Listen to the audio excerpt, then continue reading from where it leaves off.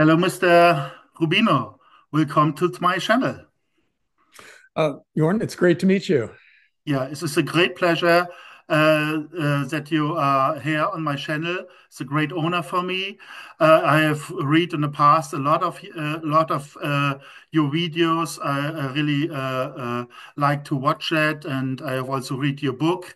So for the audience, you are a best-selling author.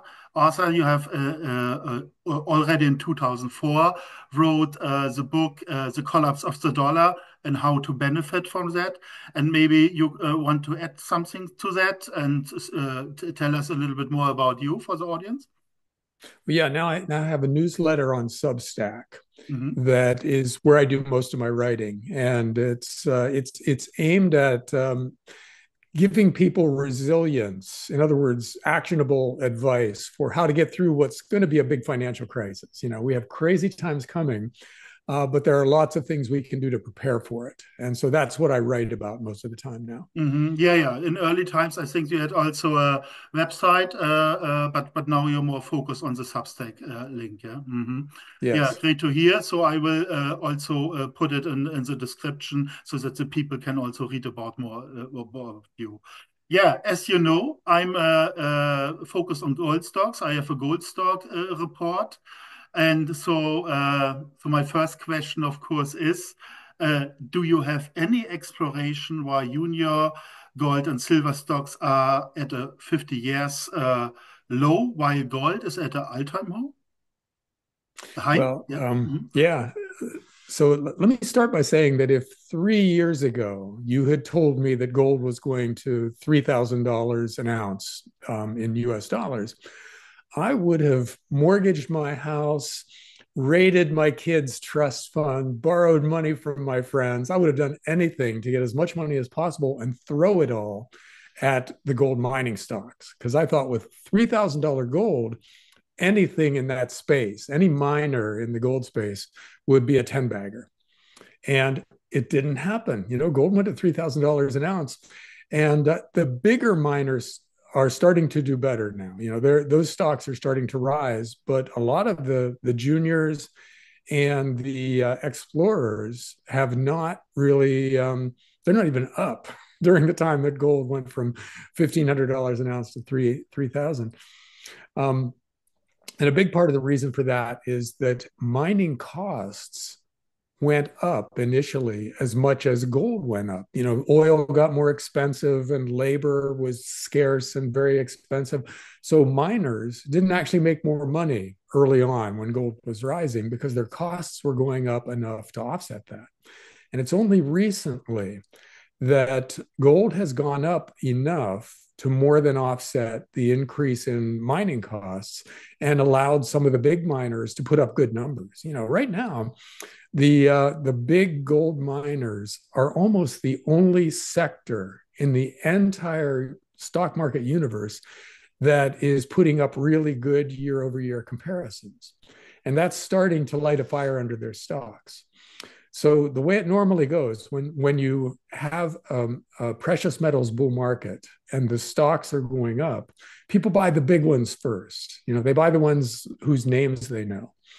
And then those stocks do well, and then people start moving down the food chain, and eventually they get to the junior miners and the explorers, and those things just take off. So I think now that gold is high enough to offset mining costs and give the big miners good numbers, I think we're now in kind of a normal precious metals and mining shares bull market where the little guys are going to start getting popular. And because they're so thinly traded and they have such small floats, a lot of them will go up dramatically.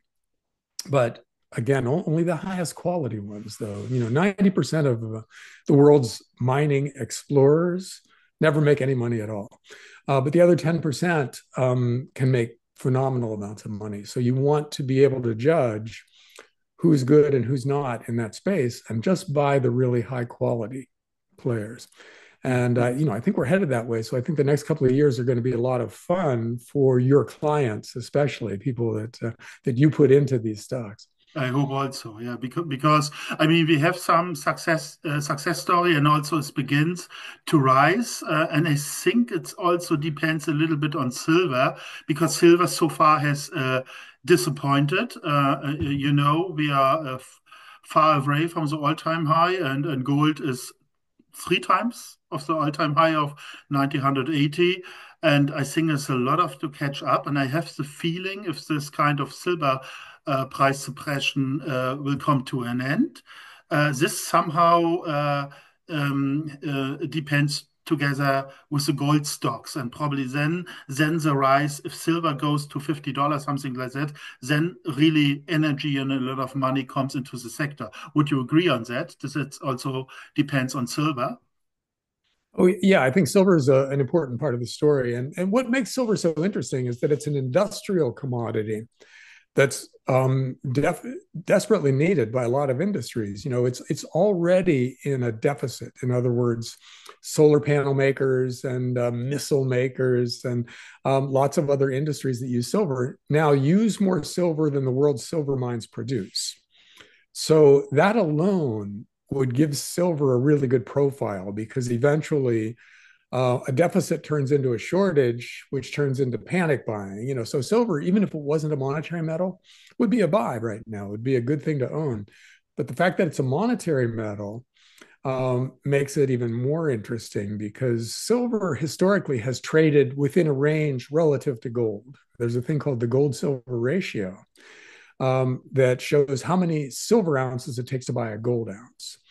And when it gets too high, in other words, when it takes too many silver ounces to buy a gold ounce, that's usually a sign silver is going to go up, because people look at, say, a Krugerrand, and then they compare that to a whole tabletop full of silver coins that you would get instead of buying that Krugerrand if you bought Yes. silver. So we're headed for that, because the gold silver ratio is now above 100, which Yeah, is it's screaming crazy. buy Yeah. territory. Yeah. So I think silver will do better than gold in percentage terms in the next couple of years. And that will light a fire under silver stocks, because there are very few actual pure play silver producing companies in the world. Mhm. And once silver gets hot, then people will start looking around for the miners, and they'll find that there are very few. So they'll pay whatever it takes to get those mining stocks. So I think Yes. silver goes to $50 for sure, and probably much higher. And the best quality silver miners are 5 to 10 baggers. So I think that's all coming in the next few years. Yeah, wonderful. But I hope maybe even sooner, because many chart technicians expect in the next few months prices about $40. Some expect a new all-time high. We will see. Yeah, absolutely. You are right. Maybe another factor what regarding the gold market is Iran crisis. Yeah, if you look at the old charts from 1979, there you can see that this was during the hostage crisis in Tehran, or what this was, and also the beginning of the Iraq-Iran war. Then gold rose from $200 to $850 in 1 year. A little bit, I have the feeling right now that the same could happen with gold. For example, today I also was able to read on another channel that maybe gold goes to $5,000 and so on. And you see the expectation are getting higher and higher. Can maybe this happen as well, that we have really a surge, or really big rise in gold, what everybody can shock? Is this also a possibility what could happen right now, or is this more, or in your opinion, more unlikely?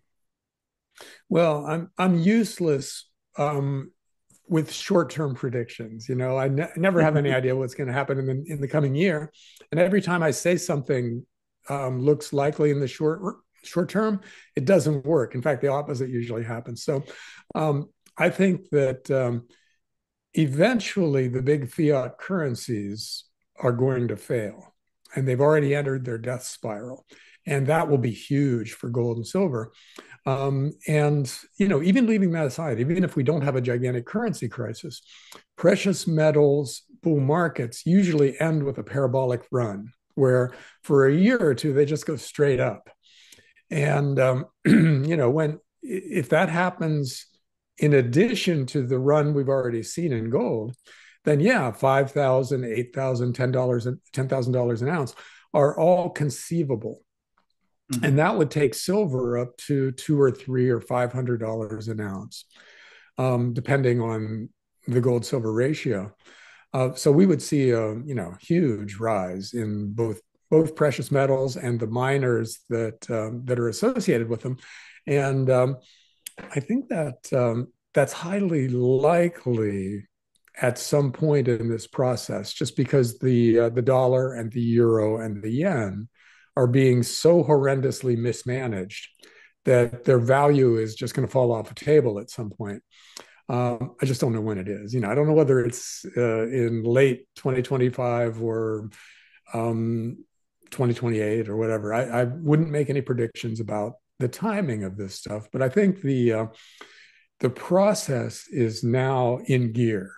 With the interest costs on the U.S. and a lot of European countries' debts are spiking, and that money has to be borrowed. The interest on the debt has to be borrowed, and whether you're a person or a corporation or a country, if you've reached the point where you have to borrow to pay the interest on your debt, you're going bankrupt. And the big countries are there now. So I think that from here on out, it's mostly bad news on the currency front for most big countries, which translates into good news for precious metals, because that's where people hide out when there's bad currency news. Yeah, unbelievable. How will this end? Will this even go into a hyperinflation for the US dollar, or will they maybe make a currency reform so that we not see the big numbers like in Weimar hyperinflation Germany, for example? I think they will avoid that. So they will at some point probably do something. Or what is your idea about this? How will this end? Well, I'm hoping we're smart enough to do a currency reset. In other words, call a new Bretton Woods style meeting and set up a new monetary system for the world that doesn't allow governments just to print as much new currency as they want to. There's got to be some kind of a limit on government's ability to create currency. So maybe it's a new gold standard with gold at $10,000 or more per ounce, or maybe it's something new. There are an awful lot of people in the world who have a choice. But I would guess that we will go for what we know, which is a gold standard. We've had, gold standard for 200 of the last 250 years of human history. And it basically worked well for most of that time. So, Right. more than likely we'll go back to something like that. And the question is, how stressful do things have to get before the governments of the world wise up and do something like that? It could be that we are in such a horrendous currency crisis at that point that going back to the gold standard looks like the best option out of a bunch of bad options, and they choose it then. Or it could be that the people in charge of the big governments choose to go back to sound money sooner, just because they see the inevitability of it, and they avoid the big crisis by going directly to some kind of gold standard in the next few years. I don't know, and I don't think it's a good idea to bet on the intelligence of most of our governments right now. They usually Right. tend to make the worst possible decision, and that could change. We could have smarter people in charge at some point in the future, or it could be that the new U.S. government, um, which does have some kind of gold bugs in it, maybe those guys turn out to be smart in terms of currency, and they kind of insist on a gold standard and the rest of the world goes along. That would be a possibility that I think would be very favorable, because it gets us there sooner rather than later. But Mhm. we will have to see. And in the meantime, gold and silver are generally pointed upwards. So we can invest for that eventuality. And then the timing doesn't really matter as much. If we're in the right place, we can wait, if we have to, for the world to catch up to us. Yes, it's also a little bit my feelings that the U.S. government that we have some forces that are have interest in the going back into the gold standard. That would be really helpful, and probably they have absolutely no problem, especially Mr. Trump, if gold is goes to 10,000. Yeah, somebody make a big money with that. So be Sounds smart, like it. do the same. Probably this is the way he thinks, and maybe he does with that the whole world in the end a favor. It could be, yeah. It wouldn't be a surprise if Trump went out and bought a bunch of gold for his own account and then put the world on a gold standard. It's the kind of thing he might do, and so be it. If that's what it takes, I would be fine with it working out that way. Yeah, maybe I mean the euros maybe in a different position. I mean, this is not one country, the European Union. There are a lot of different interests. What is the destiny of the euro in this kind of scenario? I guess it has been not such a good scenario like the US dollar. What do you think? Well, the dollar is very badly run, and it has a crisis ahead of it no matter what. But Mm, Europe also has a currency crisis for similar reasons, but not identical reasons. The euro was set up with some understood flaws. They knew it couldn't survive in the form where they created it, but they assumed there would be crises that would allow them to more completely integrate the European economies, for instance, and give one central government more control over monetary policy and fiscal policy and military policy among the European countries. In other words, they were going to become more like the United States, but it hasn't really worked out. And I think now it's too late. There's too much debt, very, very stupid immigration policies have brought a lot of European countries to the point of civil war. I think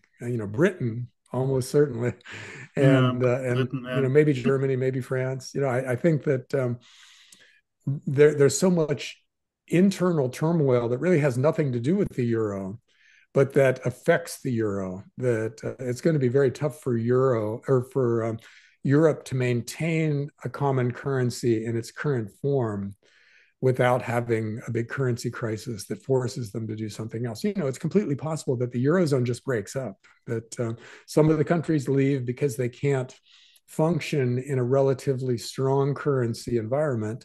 Some of the other countries leave because they don't want to keep propping up these financially weaker countries, and it just falls apart. So I think that one way or another, the euro is a doomed currency. And again, the timing is unpredictable. The specifics are unpredictable, but it looks like there's a lot of financial turmoil ahead for the Eurozone. Yeah, so Mr.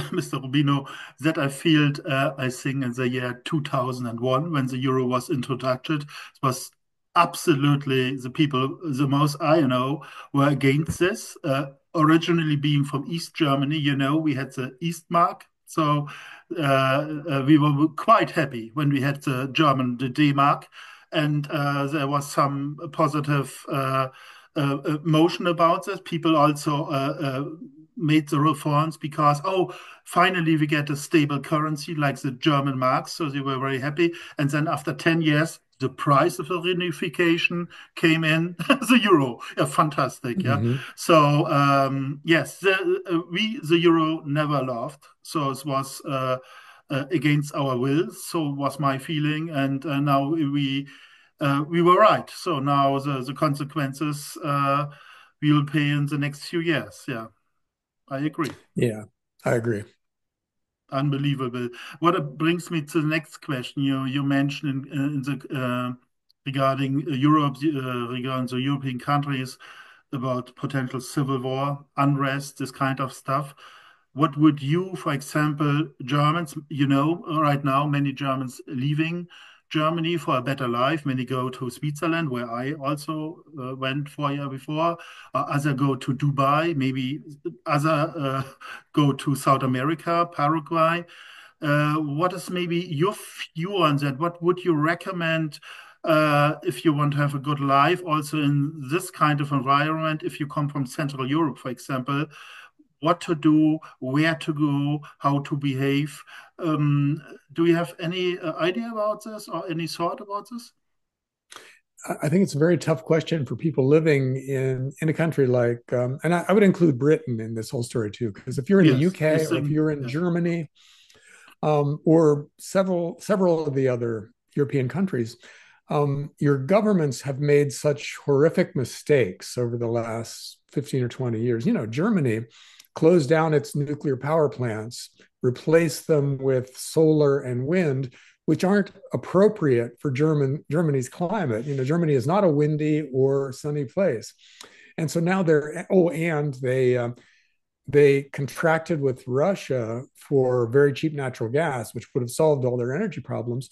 But then I'll go out on a limb here and say something provocative. But they stood by while the United States blew up the Nord Stream pipeline, and so Germany's energy situation is basically impossible because the industrial economy they once had needed cheap energy, and now it doesn't have cheap energy anymore, and it's deindustrializing. A lot of its big, very profitable industrial companies are moving elsewhere. You know, they're closing up and going to Texas or someplace like that where there's guaranteed cheap energy. And so that really changes the calculus financially and culturally for a lot of Europe. Because if you know, the reason the euro worked as long as it did was that, say, Italian bonds, you know, Italy would run up a big deficit and then issue bonds, and the European Central Bank would buy those bonds at a favorable price to keep Italy's interest costs low. And the only reason anybody bought into that process was that Germany backed up the European Central Bank. So Italian bonds were kind of like German bonds in reality. And now Germany does not have the financial strength to back up the European Central Bank, which means Italy and Greece and several of the other financially weaker European countries are kind of on their own now. And they're going to see their interest costs spike, which will bankrupt them unless they leave. So if you're living in a situation like that, it's very stressful and uncertain. You know, you might want to move to a place that's more stable, and you would certainly want to invest for a currency crisis. And that is, do not own financial assets that depend on the euro's strength for their value, because the euro will probably weaken as part of this process goes on. So invest in real assets, energy assets, gold and silver, well-chosen farmland or rental properties, things like that. They will tend to do better in a currency crisis because governments can't make more of them out of thin air. So if you invest wisely for a currency crisis, you still do okay, even if you're living in a country that is in a financial crisis. At least you do better than you would if you hadn't invested wisely. So I think if you have the ability to move some money overseas, do that.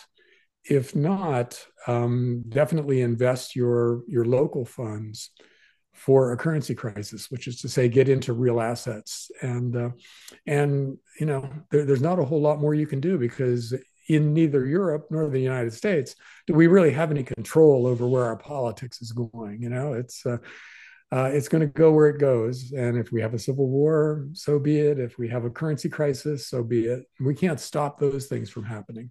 But all we can do is invest wisely for our own accounts and for our family's accounts and hope that that gives us enough capital to get through the coming crisis. Yeah, yeah, especially regarding Germany. I'm from Germany originally. Is that the people on the one side have a lot of euro savings, I guess. So the German people in their mass are big savers over the years. And on the other side, luckily, they also possess a lot of gold. This has, of course, historic reason because of the wars. And I think they possess the same amount of gold than the U.S. citizen. And the U.S. is 4 times has more population or 5 times. So this is amazing. But on the other side, there's a lot of money in insurances and saving and so on. And of course, Germans also like to look at the law, so they do everything what the state says. This is unfortunately a part of our tradition. So they probably fear in their mass a potential ban of gold and this kind of stuff. I personally would say forget about that. These times will be chaotic, as this old rules will not apply anyway. So, but I want to hear your opinion. Um, that the people fear this a little bit. Nevertheless, it is good. Nevertheless, it is a good idea to invest in gold and silver, despite these problems. So are you saying that the governments in Europe might confiscate gold from their Yes, citizens? Was that? yes, Oh, okay, yeah. yeah. Um, yeah, that happened in the United States. We confiscated gold in 1933 and then made it illegal for individuals to own gold up until 1971. So that's a thing that has happened in living memory and could happen again. The way you address that is either be prepared to lie to the government when they ask you if you have any gold, or focus on silver, because it's highly unlikely that silver will be confiscated because Mhm. it's an industrial metal too. That would be, if they made owning silver illegal, that would make it very hard to do business. If you're a solar panel maker or whatever, an electric car maker. So silver will probably do very well in terms of protecting your purchasing power, but it's less likely to be confiscated. That doesn't mean don't own any gold. It just means maybe favor silver, buy a little bit more in dollars or euro terms of silver than you have of gold. Mhm. Mhm. And in that way, you lower the risk of confiscation. Mm. There are also other alternatives regarding metals. For example, palladium. Many people say it has a bright future. Maybe platinum. Okay, I know it's not a monetary metal, and they can suffer in a crisis or maybe find no buyer. What do you think about this kind of metals? Well, they're industrial metals mainly, even though they're Mm. used for jewelry and stuff. But they're Mm. mostly in catalytic converters and fuel cells and things like that. Um, so they probably have a bright future, but they're not part of the same currency crisis story. They might be part of the electrification of the world story or something like that, where we need certain metals to transition to having mostly electric cars and putting solar panels everywhere, stuff like that. So they might go up. They might be good investments, but I would put them more in the category of nickel and cobalt and things like that. So they might do very well. They might be in shortage at some point and they might go way up, but not because necessarily that monetary issues are acute at a given moment. They're more what's going to happen in industry going forward. So they're actually kind of growth stories. Like the more the global economy grows, the more platinum and palladium we will need, and they would go up in a really robustly growing economy. So that doesn't seem like a very likely story right now. I think we have growth issues going forward. The economy might be in stagflation for a while, where we have inflation, but we don't have really good growth. And that wouldn't be as favorable for platinum and palladium as it would be for gold and silver. Maybe this is a good exit for gold. If gold is high, maybe 10,000 or $20,000, then you can change it in palladium. Maybe that Oh is the yeah. right time. Yeah. At that point, when gold is $10,000, you start looking to diversify To out of look it. for Yeah. alternatives. Yeah. We personally think that we have more events in front of us right now. Is the debt collapse, and of course the run into the gold and silver stocks. At some time, of course, we have the accelerating technical advances in front of us, which in my opinion are really expansional. So it's in my view, if you look at Oracle or Microsoft, they were founded around 1975, 1980, and so on. So I try to express that the next technical wave will come. It will be probably robotic or uh, artificial intelligence and this kind of stuff. And I also would expect in 1 or 2 or 3 years, step by step, to invest in stocks of the future. So maybe also as a beginning exit strategy, so that you have a good overview. If gold and silver is really high, that you can buy huge amounts of that. That could be also an exit strategy, I guess. Yeah. Actually, a funny story. I had a book idea. The working title was After the Crash, Hmm. which was about just what you said. Okay, we've got a financial crisis coming. Gold and silver are going to go way up. But what do we buy at that point? After everything crashes and we're rich because of gold and silver. What technologies do we want to invest in? Right. But I couldn't get any publishers to buy that book idea because it was really two stories. There's a crash coming, and then what do you buy? And they didn't like something that had two completely different stories that it had to explain. Yes, because it's not so But popular that you connect these both dots.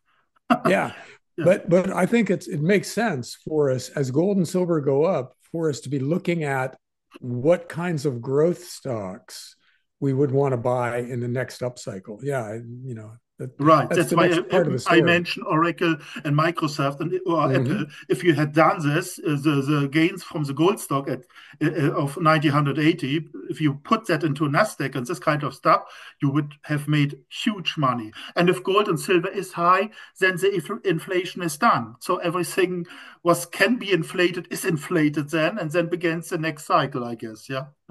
Yeah, yeah.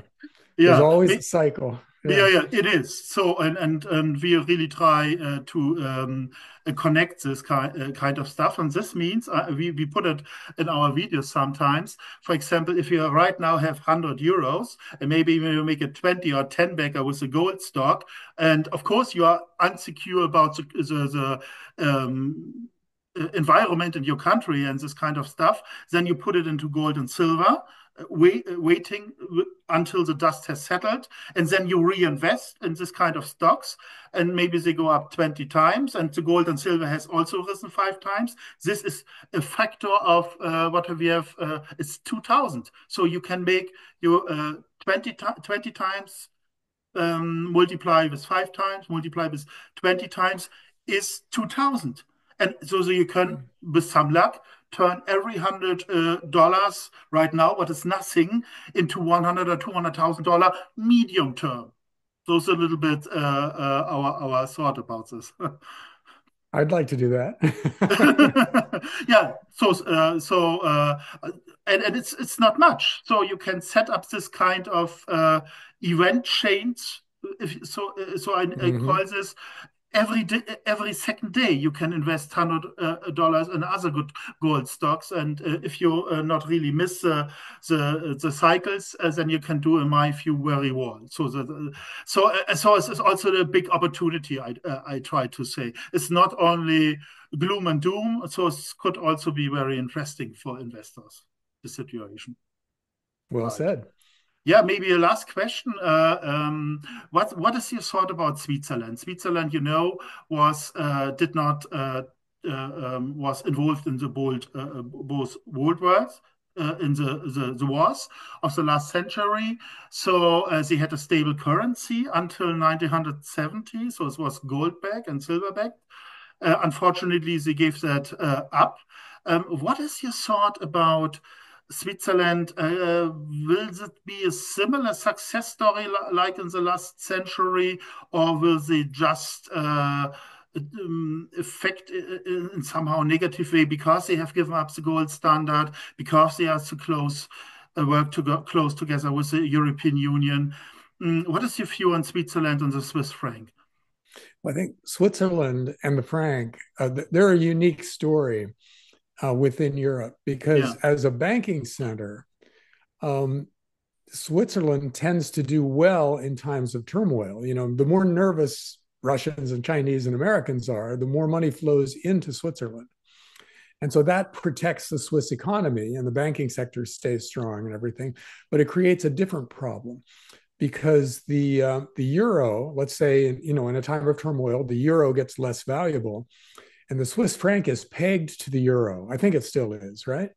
Um, yes. so the risk for Switzerland is that it has two risks basically. If it stays pegged to the euro, then the Swiss franc falls in value along with the euro, and that's very inflationary. That could destroy the Swiss economy.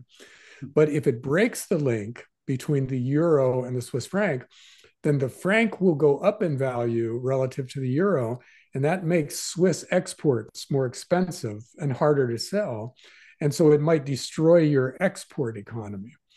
So you have to navigate those two potential problems somehow and find a way maybe down the middle, like let the euro or let the franc go down in value, but not as much as the euro does, or something like that, and hope that it doesn't cause any really big serious problems. But those are real problems because either scenario is dangerous for Switzerland. And But I don't know what can the it answer is. survive as a currency? So will his father exist? Maybe it goes to 5 or 10,000 francs for ounce of gold, and but will they survive this currency? I don't know, because if it gets too strong, your exporters can't sell to the rest of the world and they go out of Hmm. business. So, either one is a big problem, and they're both real problems for Switzerland. And the Swiss have survived for all these centuries, being part of Europe, but not quite part of Europe. Neutral in so many ways, and so they have experience in surviving pan-European crises. And hopefully this is just another one of those, and that they have a plan in place. I don't know what the plan would be, but hopefully they understand what they will have to do when the big global currency crisis hits. Unbelievable. Yeah. There's a lot of trouble ahead of us. So, yeah. So, actually, this was my question. Thank you very much for answering this. Do you have maybe can give us an overview where the people can find your work? So, that I will link it in the description where they can read about you or can get more information from you. Yeah, I'm at rubino.substack.com. Hmm. And the newsletter that I publish there is about actionable advice for the stuff that we just talked about. In other words, yeah, all of this stuff is coming, but what do we do? And so far, so good. It's got an interesting little community that's coalescing around it. And I'm having fun getting to know those people. Okay, so thank you very much once again. So have a nice day and hopefully see you next time soon. Thanks, Jordan. Great meeting you. Thank you. Goodbye.